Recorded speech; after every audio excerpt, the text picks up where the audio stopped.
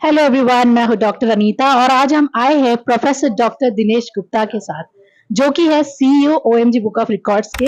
तो आइए जानते हैं कि हमारी ओएमजी बुक ऑफ रिकॉर्ड्स क्या है, कब इसकी शुरुआत हुई है और आगे का फ्यूचर क्या है। सर, पहला सवाल आपसे, ओएमजी बुक की शुरुआत कैसे हुई? डॉक्टर अनीता मैम, पहले तो मैं आपको बहुत सारी शुभकामनाएं देता हूं कि आपने ये इनिशियल लिया कि ओएमजी बुक ऑफ रिकॉर्ड के बारे में लोगों को बताया।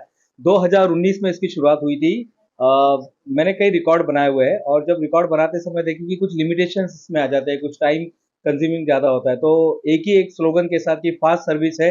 और बहुत सारी हमने अलग अलग कैटेगरी को साथ में लेकर ओएमजी बुक ऑफ रिकॉर्ड की शुरुआत 2019 में हुई थी और जो आज हम आज आ गई है।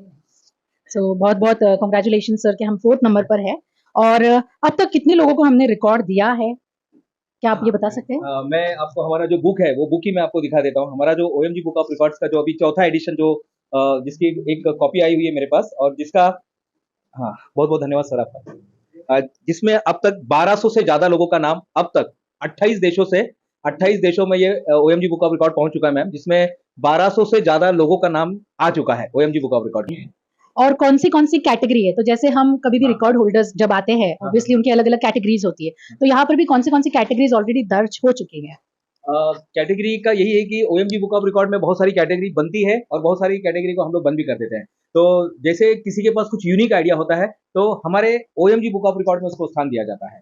तो कैटेगरी जैसे कला क्षेत्र है, क्रीड़ा क्षेत्र है, सिनेमा जगत से है, भारत सरकार है या कोई भी देश की सरकार है, उनको भी हमने रिकॉर्ड दिया हुआ है। संगीत क्षेत्र से लोग आए हुए, जैसे आज हम लोग स्वराज म्यूजिक स्टूडियो में आए। यहाँ पर हमारा एक ही जो है, यानी ये ऐसा स्टूडियो है जो 5 यानी यानी इसको आप हैट्रिक बोल सकते हैं। शायद यही एक ऐसी संस्था है जिनका 5 बार एक ही किताब में 5 बार जिसका नाम आज दर्ज होने जा रहा है। तो अलग अलग कैटेगरी है।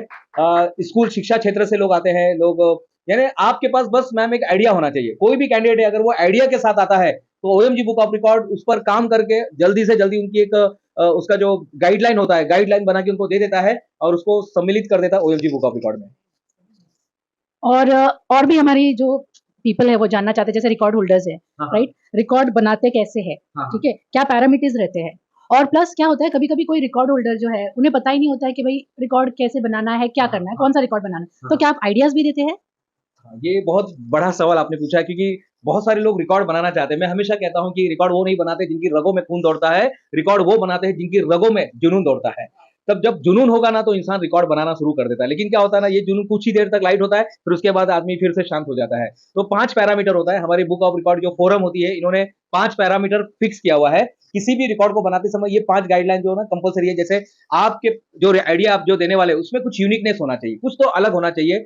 तो अगर कुछ आप अलग देते हैं तो वो एक पैरामीटर है। दूसरा पैरामीटर आता है कि मेजरेबल। आपका रिकॉर्ड मेजरेबल होना चाहिए कहीं ना कहीं। यानी मैं बहुत ज्यादा किताब लिखा हूं, मैंने बहुत सारा काम किया, तो इसमें समझ में नहीं आ रहा है ना। जब मैं बोलूंगा मैंने 500 किताबें लिखी है तो ये एक मेजरेबल हो गया। मैंने 100 गाने आशा भोसले जी के गाने 12 घंटे में बनाए, तो ये मेजरेबल हो गया। स्पेसिफिक आपने क्लियर किया हुआ है, तो वो मेजरेबल होना चाहिए। आपका रिकॉर्ड ब्रेकेबल होना चाहिए, यानी किसी ना किसी कंट्री में, यानी जैसे चाइना का है, फिलीपींस है, यूएसए है, यूके है, तो वहां पे आपका रिकॉर्ड ब्रेक होना चाहिए। उसके बाद एक आता है कि रिकॉर्ड में सेफ्टी होना चाहिए।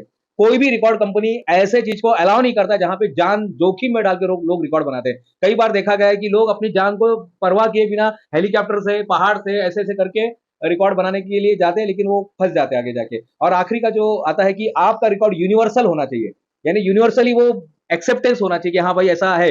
अभी गाने में आप रिकॉर्ड बना रहे हैं तो ये यूनिवर्सली एक्सेप्टेंस, हाँ हो सकता है। यानी लता दीदी के गाने हैं या आशा जी के गाने हैं, किशोर कुमार के गाने हैं, ये यूनिवर्सली एक्सेप्टेंस है। सबको पता है कि ये कलाकार होकेगा और इन्होंने इतने सारे गाने गाए हुए। अब जैसे आपने जो सवाल पूछा था दूसरा कि आप आइडिया भी देते हैं क्या, जनरली हम लोग सिर्फ थोड़ा सा, आपके पास देखिए थोड़ा सा कुछ तो एक पत्थर जैसा होना चाहिए, फिर हम उसको आकार देते हैं। लेकिन आप बोलेंगे पूरा का पूरा आइडिया हम दे, तो हम नहीं देते हैं। वो हमारा काम नहीं है, क्योंकि हर एक पर्सन यहाँ पे यूनिक है। हर इंसान अपने अपने टैलेंट के साथ पैदा हुआ है, तो वो एक अलग चीज है। तो हम सिर्फ शार्प कर देते हैं। किसी ने कहा कि भाई मैं चेयर के ऊपर योगा करना चाहता हूँ। अभी एक रिकॉर्ड आया था कि नासिक में कोई है जिन्होंने पेड़ के ऊपर पेड़ के ऊपर उन्होंने सारे योगासन 113 या 114 योगासन उन्होंने पेड़ के ऊपर किया नासिक से। तो ये यूनिकनेस था, तो हमने उसको थोड़ा और गाइडलाइंस किया कि 113 है और उसमें कुछ हो सकता है क्या, ऐसे। और और सर, अपनी जो रिकॉर्ड है, राइट, हाँ, ओएमजी बुक ऑफ रिकॉर्ड्स, हाँ, ये हाँ, वर्ल्ड में कहाँ-कहाँ, कौन सी कंट्री तक पहुंच चुका है? हाँ। ये अभी इसी इसी के अंदर बताया भी गया है। अभी तक ओएमजी बुक ऑफ रिकॉर्ड 28 देशों में पहुंच चुका है। इथोपिया है, ज़ंज़ीबार है, तांज़ानिया है, नेपाल है, दुबई है। दुबई में तो आप देखते हैं मैम, हमेशा वहाँ से इंक्वायरी आती रहती है। अभी भी हमारा पिछले हफ्ते भी एक रिकॉर्ड दुबई का बना हुआ है। तो अब तक ओएमजी बुक ऑफ रिकॉर्ड 28 देशों में पहुँच चुका है और चालू है ये। Very good, very good. अच्छा, और जैसे कि है काफ़ी लोग बहुत बार पूछते हैं कि आपका रजिस्ट्रेशन क्या है? गवर्नमेंट से कौन से डॉक्यूमेंट्स हैं हाँ, आपके हाँ। पास? तो इस पर थोड़ा-सा ज़ोर डाल के आप बताओगे? अभी ये एक ऐसा विषय है कि देखिए हमारे देश में कोई भी संस्था बनती है तो पहला उसका रजिस्ट्रेशन होना चाहिए। तो हमने इसे पहले जब संस्था बनी थी तब एमएसएमई के अंडर में था। तब हमने वो उद्योग आधार तब हमने उसको, क्योंकि उस समय हमें भी आइडिया पता नहीं था कि कंपनी फॉर्म करने के लिए क्या-क्या चाहिए। फिर 2 साल के बाद OBWR OMG book of records private limited हमने कंपनी बनाया हुआ है। आप देखेंगे हमारे सर्टिफिकेट के नीचे लिखा रहता है ministry of affair corporate affair, वहां से हमें मान्यता मिली हुई है। आईएसबीएन नंबर जो होता है, जो मैगजीन के लिए लिया जाता है, आईएन नंबर होता है। जीएसटी रजिस्ट्रेशन है अपना, बाकायदा आप वो रजिस्ट्रेशन डाल के देखेंगे। अभी हमारा एगॉग एनर्जी फूड कंपनी के नाम से भी आता है, उसके नाम से भी हमने रजिस्टर किया हुआ है। तो ये जो गवर्नमेंट की जो भी मान्यता है वो हमने लिया हुआ है। Very nice. और लास्टली मैं पूछना चाहूँगी कि जैसे काफ़ी लोग बोलते हैं कि इसकी फीस हाँ, होती है, तो राइट? ये हाँ, तो इस पर भी थोड़ा-सा आप इसे क्लियर कीजिए हाँ, कि फीस जो प्रोसेसिंग फीस है, हाँ, हाँ, हाँ। उसके बारे में? ये आपने मैम, ये ऐसा है ना कि ओएमजी में बहुत सारा लोग इंक्वायरी करते हैं कि ओएमजी की फीस, आप ओएमजी डालेंगे तो उसके आगे फीस अपने आप आ जाता है।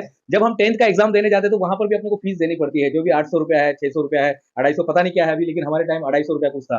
तो प्रोसेसिंग फीस जो है ना हर एक क्षेत्र में दिया ही देना होता है। हाँ, जैसे कुछ कंपनियां हैं, उनको कोई बहुत बड़ी कंपनी ने उनको स्पॉन्सर किया हुआ है, करोड़ रुपया उनको दे रही है, तो वो फीस नहीं लेती, क्यों? स्पॉन्सर मिल गया तो। लेकिन हमारी जैसी जो कंपनी, हम खुद स्टार्टअप में आते हैं। अभी 2020 में हमें, आप भी थे ma'am, BSE Bombay stock exchange में हमको बेस्ट स्टार्टअप का अवार्ड मिला था। तो स्टार्टअप जहां आता है, जब बिजनेस आ जाता है, तो वहां पे कहीं ना कहीं प्रोसेसिंग फीस, क्योंकि हमें टैक्सेस देना होता है, हमें जो रेंट देना होता है, हमारे यहाँ स्टाफ काम करते हैं, तो कहीं ना कहीं नॉमिनल, लेकिन ज्यादा नहीं, नॉमिनल फीस हम लोग लेते हैं। और वो जैसे ऑफर रहेंगे उसके ऊपर डिपेंड है। हाँ, अगर ज्यादा तकलीफ में है और उसके पास टैलेंट है, कोई हैंडीकैप है, किसी के माँ बाप नहीं है और कोई एकदम ज्यादा एजेड है, तो हम उनसे फीस नहीं लेते हैं। वेरी नाइस, ये जानकर बहुत अच्छा लगा। और लास्टली लास्ट क्वेश्चन कि ओएमजी का हम आगे क्या देख रहे हैं? मतलब व्हाट इज़ द फ्यूचर? या ओएमजी 2019 में शुरुआत हुई थी मैम, और अभी आप देखेंगे 2 साल पहले हमने एगॉग एनर्जी फूड कंपनी के नाम से हमने ओएमजी के ही अंडर में आया है। तो हमारा एक, जैसे जीरा सोडा होता है या कोल्ड ड्रिंक होता है, बेवरेज, उसमें आ चुकी है, एजुकेशन में आ चुका है, अलग अलग अवार्ड फंक्शन अपने चलते रहते हैं। ओएमजी का फ्यूचर यही है कि अभी बोलते हैं ना कि जिंदगी की असली इम्तिहान अभी बाकी है, जिंदगी की असली उड़ान अभी बाकी है। अभी तो नापी है मुट्ठी भर जमीन, अभी तो नापी है मुट्ठी भर जमीन, अभी पूरा आसमान बाकी है। तो अभी 133 देशों का चल रहा है। अभी तक हम 28 देशों में ही पहुंचे हैं। बहुत सारा काम बाकी है और आप देखते हैं ना, रोज नए नए प्रोजेक्ट लेकर आते हैं। अभी एक बिजनेस उड़ान नाम की एक संस्था ओएमजी का, वो एक सीएसआर प्रोजेक्ट है, जहां पर अलग अलग बिजनेसमैन को हम बुलाते हैं, उनको नेटवर्किंग देते हैं, उनको नेटवर्किंग कराते हैं, बिजनेस पर ट्रेनिंग देते हैं, और हमसे जो होगा वो उनको हेल्प करते हैं।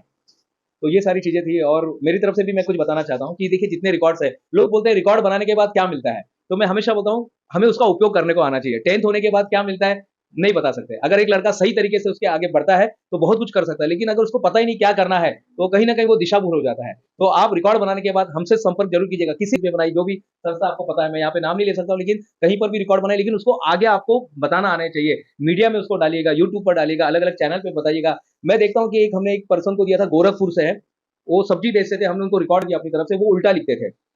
एम्बुलेंस से उनको आइडिया आया, जैसे एम्बुलेंस पे उल्टा लिखा रहता है, तो उन्होंने वहां से सीखते सीखते, लेकिन मैं जब गया था अभी पिछले महीने में, जब उसको मिलने गया था, कुछ मेरा वहां पे प्रोग्राम लगे है, मैं ये नहीं बोलता हूँ, लेकिन जो उसको टैलेंट मिला था उसने उसका उपयोग नहीं किया।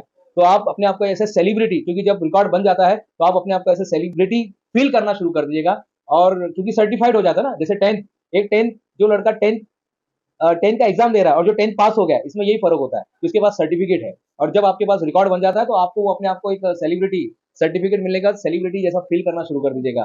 तो यही सारी चीजें थी, और जाते जाते बस यही मैं बोलना चाहता हूँ कि मुट्ठी में कुछ सपने लेकर, भरकर जेबों में आशाएं, दिल में है अरमान यही, कुछ कर जाए कुछ कर जाए, सूरज सा तेज नहीं फिर भी दीपक सा जलता देखोगे, मेरी हद रोशन करने से तुम मुझको कब तक रोकोगे, तुम मुझको कब तक रोकोगे। आपको कोई रोक नहीं रहा है मित्रों, आपको बस आपके अंदर का जो है ना कि लोग क्या बोलेंगे, मैं तो अभी ये उम्र में रिकॉर्ड बना रहा हूं, मैं तो ये उम्र में ऐसा कर रहा हूं, सब कुछ नहीं है। रिकॉर्ड बनाने की कोई उम्र नहीं है, बस आप सांस ले रहे हैं ना, तो आप कैपेबल है रिकॉर्ड बनाने के लिए।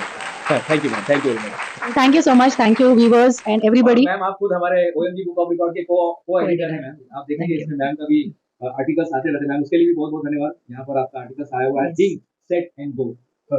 So thank you so much, thank you. और हमारे साथ और जानने के लिए आप जुड़े रहिए ओएमजी बुक ऑफ रिकॉर्ड्स के लिए। Thank you so much.